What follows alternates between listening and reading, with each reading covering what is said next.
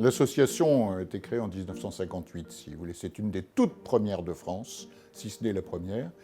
Et elle a accueilli au départ des enfants trisomiques, qui était le handicap le plus connu à cette époque. Aujourd'hui, elle représente l'accueil de 700 personnes. Et là-dedans, vous allez trouver un handicap dominant qui est l'autisme, mais aussi, encore aujourd'hui, beaucoup de trisomiques, des psychoses, du polyhandicap. Ce sont ceux qui ont à la fois un handicap physique et probablement avec une maladie rare, et également du handicap psychique. Cette diversité de handicaps fait également partie de la richesse de notre association. Les objectifs, le bien-être et de venir en aide à ceux qui en ont besoin, tout simplement. Eux et leur famille. Nous sommes une association de parents, ce qui est à souligner. Alors les faits marquants cette année, bien évidemment, c'est la maladie, c'est l'épidémie, si vous voulez. L'épidémie qui a occupé essentiellement les professionnels et les personnes que nous accueillons. Au-delà de ça, on ne peut pas dire que l'année ne soit que ça. C'est une année qui a vu le rapprochement avec une autre association et une croissance de 50% de taille quand même, au passage. Et parallèlement à ça, c'est également une année où nous avons réalisé certains projets, création d'une école, d'une unité d'enseignement maternel à Malakoff, une autre à Gennevilliers, un accroissement de la taille de notre équipe mobile de soutien à la scolarisation. Ils sont formidables, talentueux. Je ne sais comment les remercier, si vous voulez. Ils ont su se mobiliser dans la période difficile et tous ensemble, si vous voulez, ils ont réussi à faire que nous avons traversé cette période sans drame particulier, sans.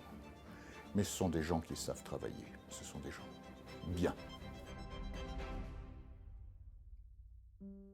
Alors 2021, bien présomptueux serait celui qui veut vous dire ce que sera 2021. Cependant, il n'y a pas de raison de s'arrêter, si vous voulez. On aura des difficultés, c'est probable. Mais je crois que 2021 sera pour nous avant tout une année de modernisation et de changement. Changement en termes d'organisation, changement en termes de modernisation de l'association, c'est-à-dire, là je veux dire que nous allons développer de nouveaux chantiers pour pouvoir s'adresser.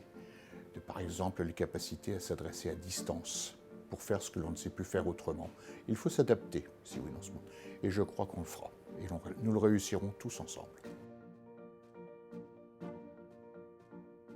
Je dirais, il y en a deux en réalité. Il y en a un, c'est le bonheur. Et le mot bonheur, c'est un mot que vous n'entendez pas si souvent que ça. Et qui en réalité est notre finalité. Au-delà de la partie éducative ou de la partie apprentissage que nous faisons auprès des uns et des autres, si oui, le bonheur reste quand même la finalité de ce que nous faisons. À côté de ça, j'utilise souvent les trois mots pérennité, qualité, développement. Pérennité, pourquoi? Parce que si oui, il faut s'inscrire dans la durée. Et vu l'importance de ce que nous faisons, nous ne pouvons pas nous permettre, si vous voulez, de prendre des risques ou d'être faibles dans la durée. Qualité, ça se passe de commentaires. Je donnerai un exemple dans la qualité, c'est de s'adapter aux personnes qu'on accueille et pas l'inverse. Et le développement, si vous voulez, même si l'objectif aujourd'hui n'est plus de croître beaucoup en taille, je vais vous donner un exemple. Nous allons créer cette année une direction médicale. C'est quelque chose que nous estimons nécessaire. Et ça fait partie de nos chantiers en 2021.